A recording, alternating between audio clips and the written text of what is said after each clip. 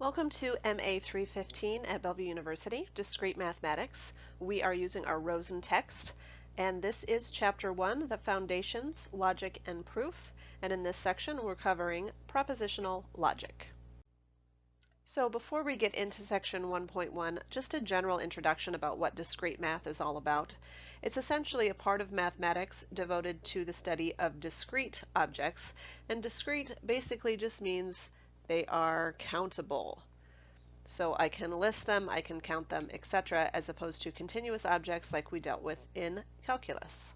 So examples of discrete objects are integers, steps taken by a computer program, which is quite often why discrete mathematics is taken by those who are going into computer-based fields. It basically is your foundation for the rest of the classes that you are going to need throughout your study at Bellevue University.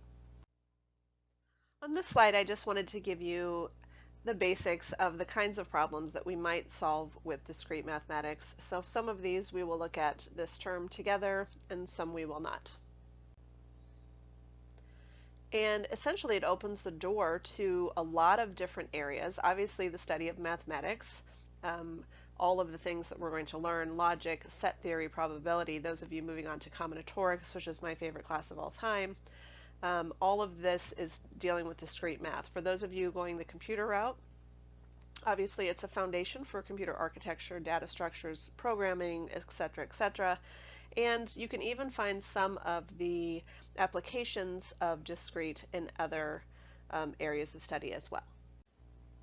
So, section 1.1, propositional logic. In each section, I provide a summary for you.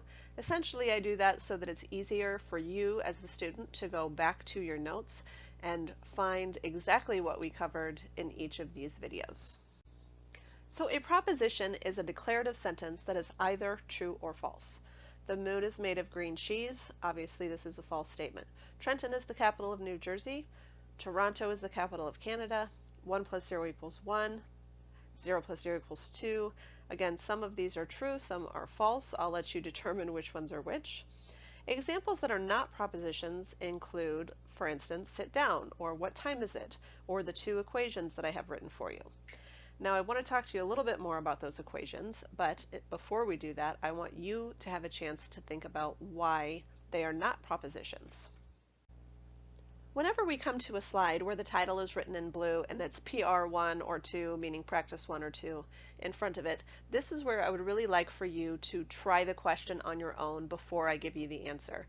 It's really important for students to actually try to think through these things before the answers are just given to them, because it doesn't require any struggle on your part and you won't actually learn anything.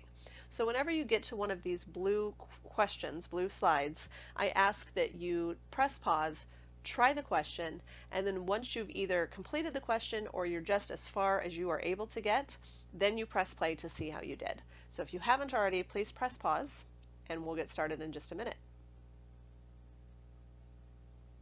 So hopefully you did press pause and you tried the question yourself. So I have two questions actually on this slide. The first is, why are C or D neither true nor false? And in this case, we're looking at our equations. And so in question C and in question D, I have many variables. So in question C, just one, and in question D, it's all variables. So why are they neither true nor false? It's because we have not yet assigned a value to the variable. So why are they not? Because it could be true depending on what value I put in. It could be false depending on what value I put in. So how do we make C a proposition? Assign a value. So if I said x equals 3, now it's a proposition even though it's a false one. If I instead said x equals 1, still a proposition, now it's a true proposition. So we're going to start constructing propositions, and we have propositional variables, and just like in algebra, it doesn't really matter what you use, but most often you use x or y. With propositional variables, it doesn't matter what you use, but quite often we're using p, q, r, s, etc. Now the difference between a propositional variable and a variable that we use in algebra is, in algebra, the variable represents a value or a set of values, whereas in discrete mathematics, a propositional variable represents those statements that are either true or false. Now, if we have a statement that is always true, then it's okay for us to denote it with a T, always true. This proposition that's always false is obviously denoted with an F for false. A lot of propositional statements might be true or false depending on the value or something else occurring in the problem, just like when we looked at those equations a few moments ago. Now, compound propositions can really start to get confusing, so I would encourage you to spend some time just taking notes on these, or maybe making yourself a table to keep track of everything, but these are the compound propositions that we are going to be looking at in this course. So let's take a look at our first one, which is negation. The negation, usually I have that in orange, but negation of a proposition, note the notation that we'll be using, and we say that not P, and then it says, oh, hey, by the way, there's a truth table. Well, this is probably the first time you've seen a truth table, so let's talk a moment about it before we look at the values. In a truth table, each row has all of the possible truth values for the proposition P. So obviously, with just one propositional statement, that statement is either true or false. So this is row 1 and this is row 2. Each of them represents a different scenario. So what the truth table says is if P is true, then the truth value of not P is false. Whenever P is false, the truth value of not P is true. So we're looking row by row. So an example, if P, remember P is a propositional statement, and say that statement is the earth is round. So that is a statement that is either true or false. Obviously it is true. Then not P denotes that basically that it's not true. It is not the case that the earth is round, or most of us write that a little bit more simply, the earth is not round. So again, here we arrive at a practice question, practice 2. And the question is about connectives and negation. So my question is, are A, B, and C, are each of those propositions? If the answer is yes, it's a proposition, I would like you to find the negation. So I'd like you to press pause, try all 3 questions, and then press play to see how you did.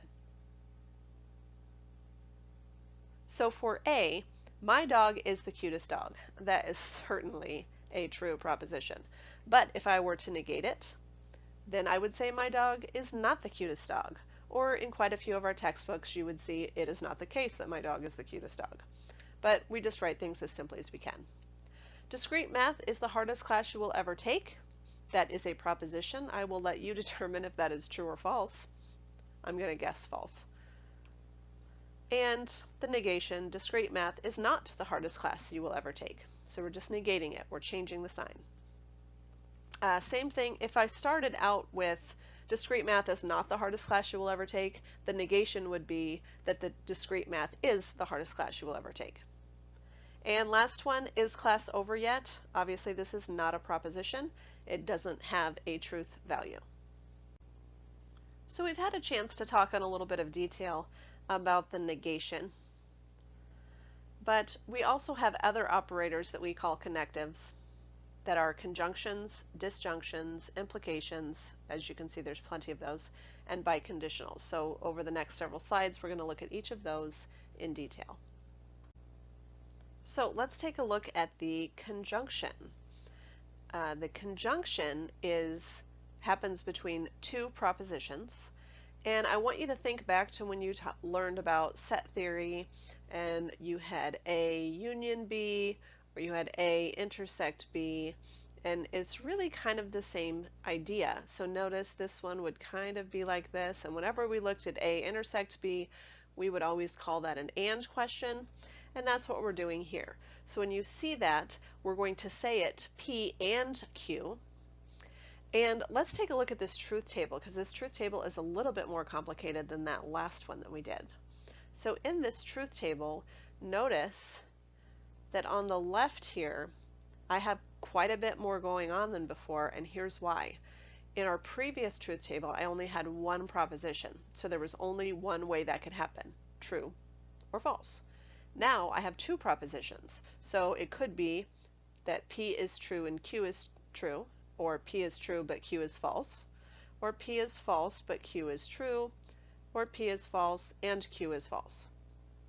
So in terms of the result over here, which is P and Q, what we're looking at is for both of them to be true. So as we can see in row 1 here, P is true and Q is true, and so that has a true conjunction of the two true propositions. The others are all false because they both have to be true in order for the conjunction of them to be true, and obviously we can see that that's not the case for any of the other rows. So as an example, let's say P denotes I am at home. Q denotes it is raining. Those are both propositions. They both have truth values. We don't know what the truth values are, but it doesn't matter. Then P and Q denotes I am home and it is raining. I typically stick with this one. I know some people can go into the buts, but just don't do it. It just makes it more complicated. So now let's take a look at disjunctions. The disjunction of a proposition, again, I want you to think about that A union B, same kind of idea. We're saying, hey, we're satisfied if either A or B is true. Same idea here. We're saying P or Q, so we're using that word or when we're saying it aloud. And again, let's take a look at the truth table. I want you to notice on the left-hand side, this looks exactly like the truth table for P and Q, because again, these are the 4 different possibilities for the 2 propositions of P and Q. Now, this column obviously is different because now we're saying, hey, if one or the other is true, then we're satisfied and the whole statement, the whole disjunction is true. So notice here, they're both true, which means, yes, at least one of them is true. On my second row, P is true, so it really doesn't matter if Q is because we've got at least one that is true. On my third row, Q is true, and therefore the whole disjunction is true. And then notice here, there are no trues. P is false, Q is false, therefore P or Q is false. So again, for an example, we're still using at home and raining, then P or Q denotes I am at home or it is raining. And again, or does have its own issues, and we're going to talk about those. So we've got this or in English, and then we have or mathematically. So there's the inclusive or. In a sentence, students who have taken CS 202 or Math 120 may take this class. So we can assume that students have taken one of the prerequisites, but they might have been able to take both. And that is what we're looking at in a disjunction. Okay, one or both needs to be true. However, when we're reading a sentence, soup or salad comes with the entree. Unfortunately, I can't have both soup and salad. I have to choose one or the other. So that's exclusive or, and that is the symbol that we use, and we say that XOR. So again, you can see the truth table here. This one is saying essentially that only one of them can be true. So notice here, one is true, and so I get a value of true. One is true, so I get a value of true. But this one that was true before is now false because only one of those two can be true. So hopefully that makes sense, the difference between OR and XOR. The next one we're going to talk about is an implication. And an implication is obviously, when you think of the word implies, one implies the other. This one gets a little bit trickier with the truth table because we're basically saying if P, then Q. So again, this left side, this is nothing new. This is the same that we've seen before. But the if P, then Q, most people understand this one quite easily because if P is true, then Q is true. And most people understand this one quite easily because if P is true, then Q is false. Obviously, we want it to be true, and therefore the if P then Q is false, because we're saying if P is true, then Q must be true. So this one is true, this one is false. But now let's look at the next two. So we're saying if P is false, then what? Do we care what happens with Q? Well, no, not necessarily, because our conditional statement says if P is true, then Q is true. It doesn't say what happens if P is false. So since P is false, Q is true? Sure. If it's false, sure, because P was false on both of those. So again, example, I'm at home and Q is it's raining, then if P, then Q says if I'm at home, then it is raining. So how does this work when we're looking at the false ones? If I am not home, well then it could be raining or it could not be raining, because it doesn't say anything about that in terms of, essentially this is directional. So hopefully that makes sense, because there's going to be another one that is not directional, and it's very important to keep those two separate. So a little bit more on implications. Keep in mind that these implications, the if P then Q, is all just based on truth values. It doesn't necessarily need to make logical sense in terms of real life. So if I've got if the moon is made of green cheese, so the moon is made of green cheese is P, then I have more money than Bill Gates would be Q. So this doesn't make any sense, obviously, and whether or not the moon is made of green cheese in real life would have nothing to do with whether or not you have more money than Bill Gates. So we're looking just at truth values. If this is true, then this is true. If 1 + 1 = 3, then your grandma wears combat boots. Again, those two things don't, it's hilarious. I want to see my grandma wearing combat boots, but it doesn't need to make sense. The two, the P and the Q, don't necessarily need to be talking about the same thing. But obviously we have logical conditionals, and logical conditionals is where they actually sort of are related to one another. If I'm elected, then I will lower taxes. If you get 100% on the final, then you will get an A in the class. So those are conditionals that are, you know, still based on truth values, but maybe go together a little bit better. So let's take a look now at some of the different implications that we have from an implication: the converse, the inverse, and the contrapositive. So the converse is essentially us switching the order of the two, if Q then P. Now obviously this is probably not going to have the same truth value or truth table as your original implication.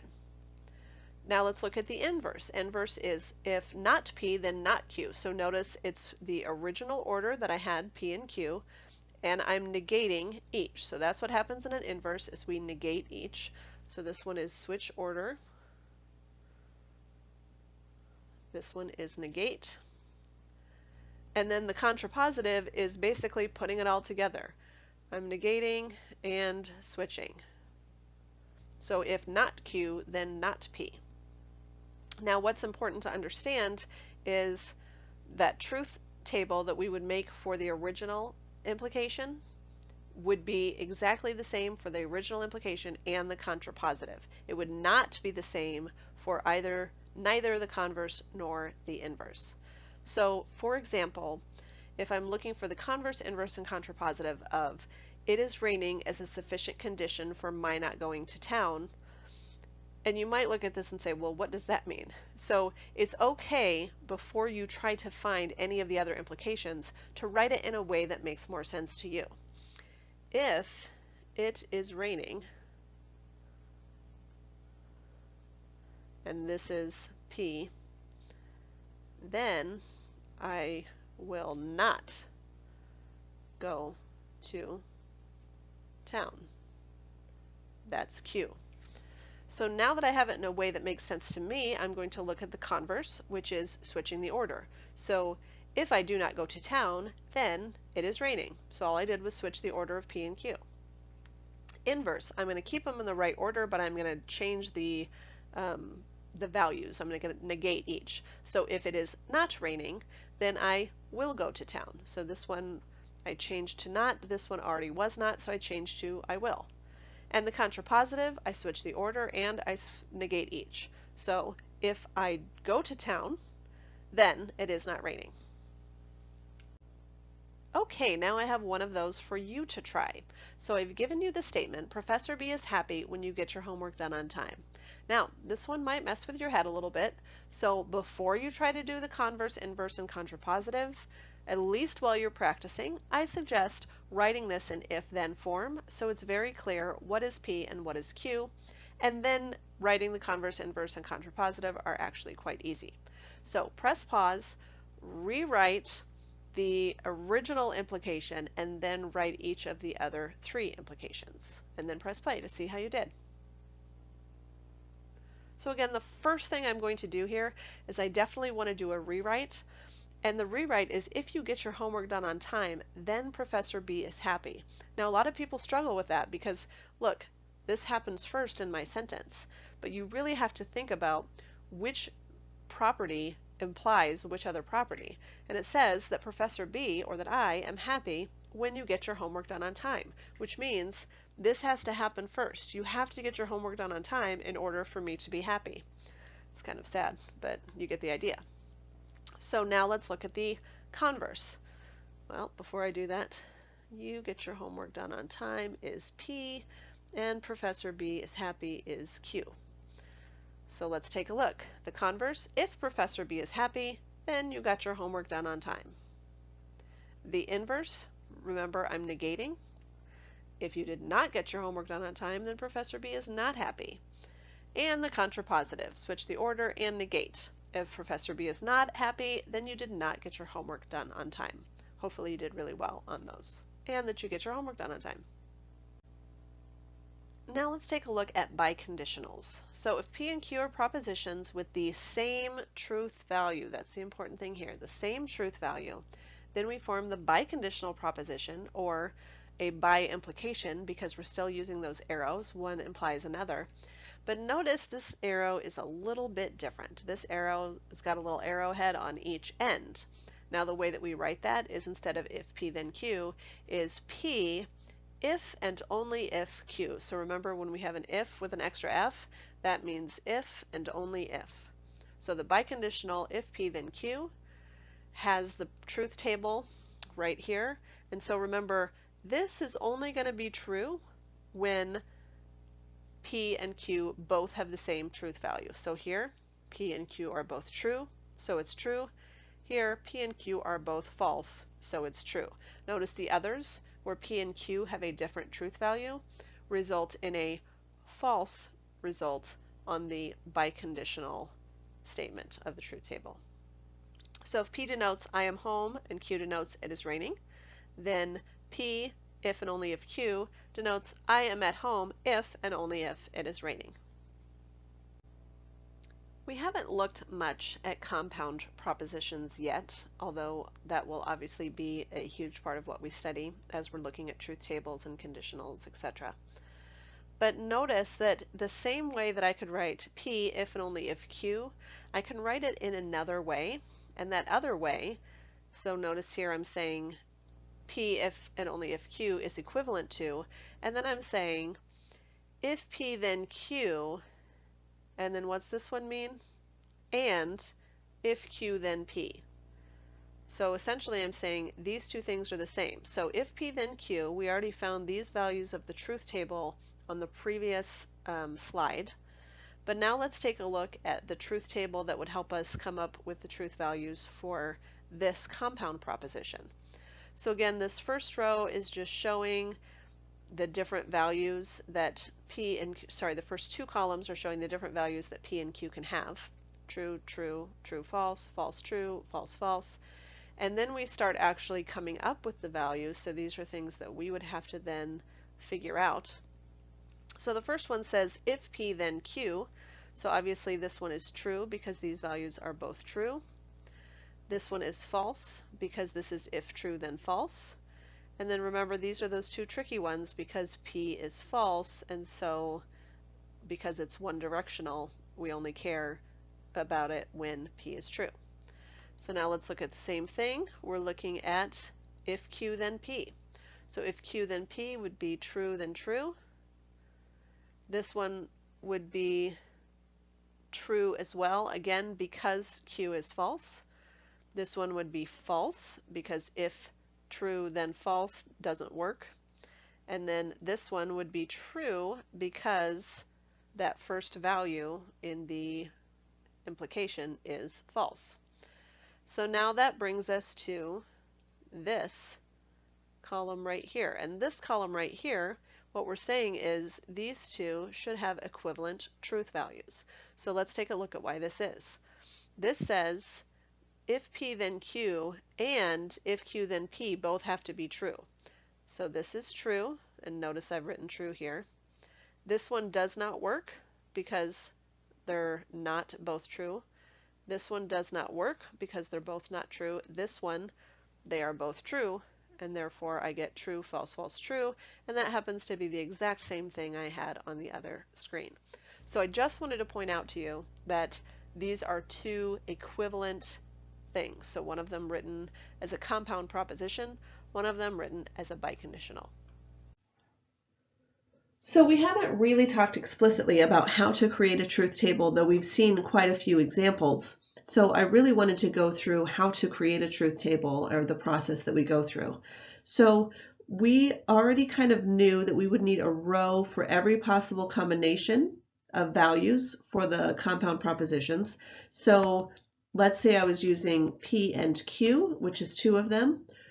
Then I know the possible combinations are true, true, true, false, false, true, and false, false.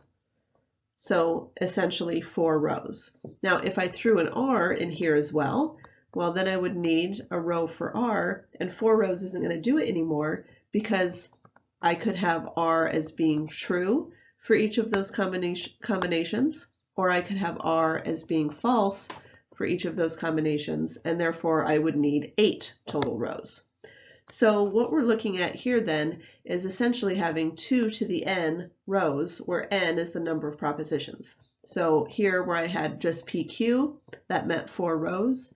If I had PQR, or 3 propositions, that was 8 rows. Then in terms of columns, let's say we are looking to create a truth table for P and Q, or R and not P. So we've got a lot going on here, and what I would need is I would need a column for P and for Q and for R. I would need a column for P and Q. I would need a column for not P, because not P is used over here. And then I would need a column for R and not P. And then of course I'm out of room, but my final column would be everything put together, P and Q, or R and not P. So here I would have 1, 2, 3, 4, 5, 6, 7 columns. Also, it's important to understand what the order of operations is, or order of precedence is. And here we can see which order we would go in terms of finding a not, finding an and, then an or, finding an if then, or finding an if and only if. So here's a compound proposition, and we're going to create this truth table together, and we're going to do it really kind of slowly, step by step by step.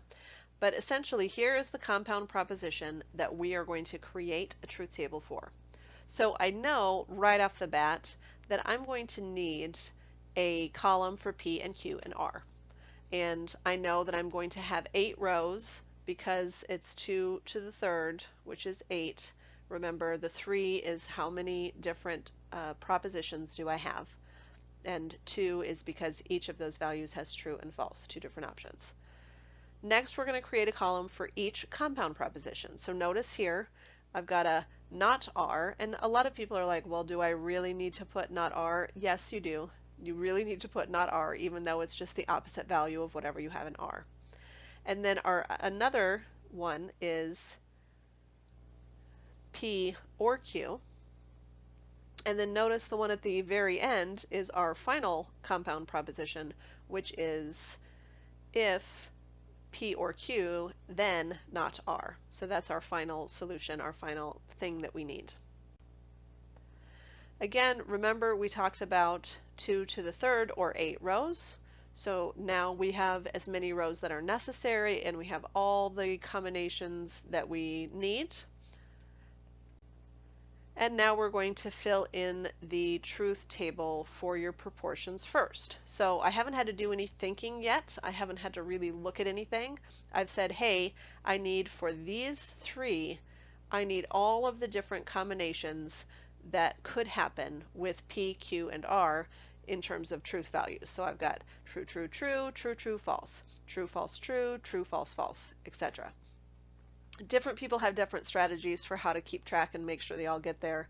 I tend to just try to keep it as simple as possible. Notice what happens here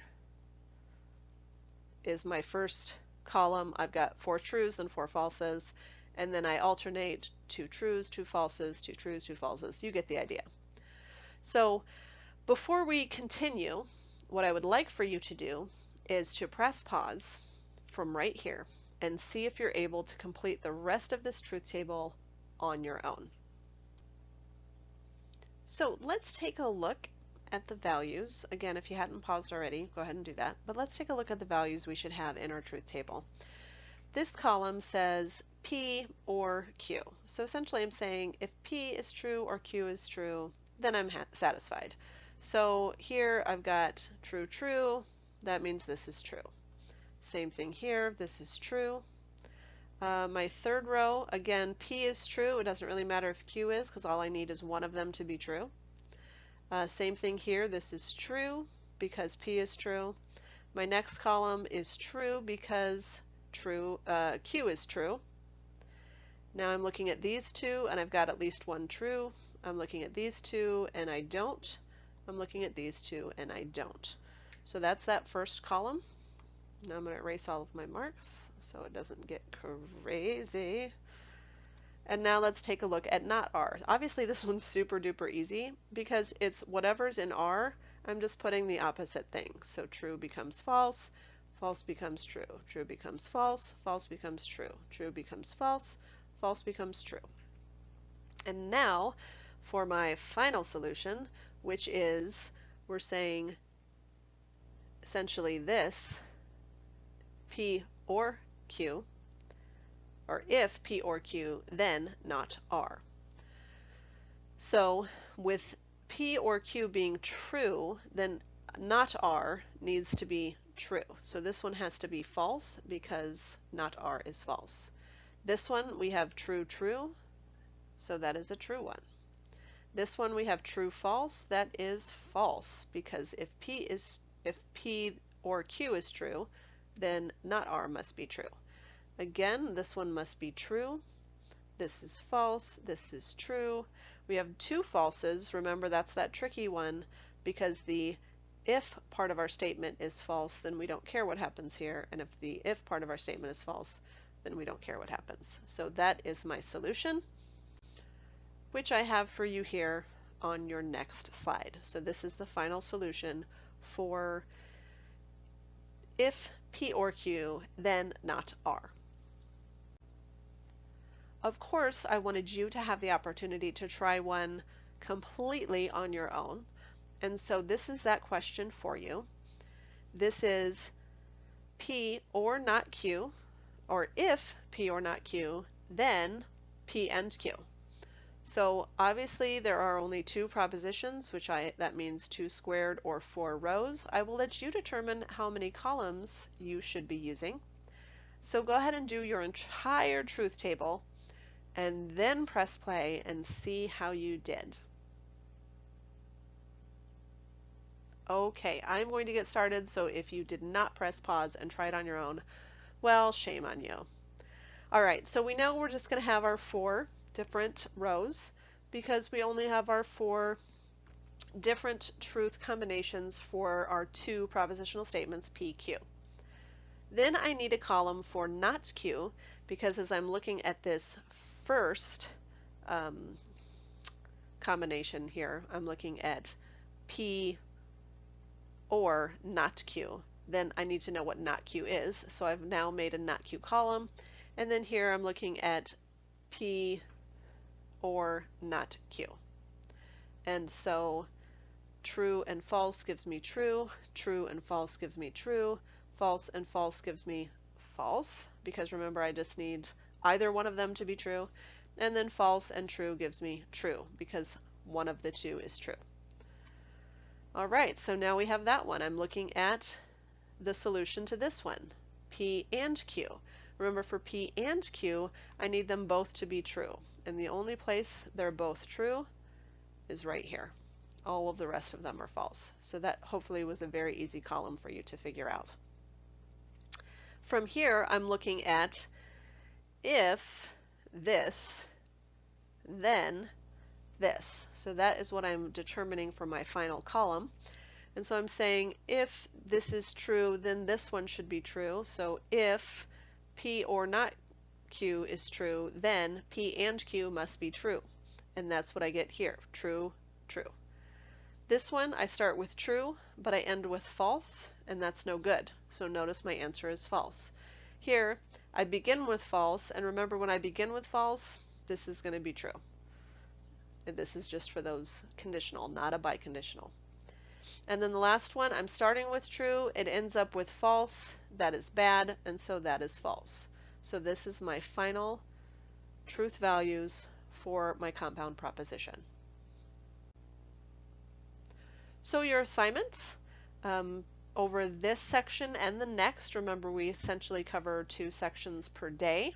So I'll leave it to you to determine what works best for your schedule, if you're going to watch one video and then work on the 1.1 homework, or watch them both and just do all of the homework together. But here is your homework assignment. Remember, I'm giving you a lot of odd questions, and that is on purpose because I know that the answers are in the back of the book. And I assign you those questions not so you can just copy your answers from the back of the book, but so that you can try them and then get that immediate feedback to see if they're right. Remember, in terms of your homework for this course, sometimes I'm just looking at completion. Sometimes I'm looking at how well you did, typically on an even question that I feel is hard, that maybe I wanted you to struggle with a little bit. It really just kind of depends, and I never tell you ahead of time. So just always do your best on your homework.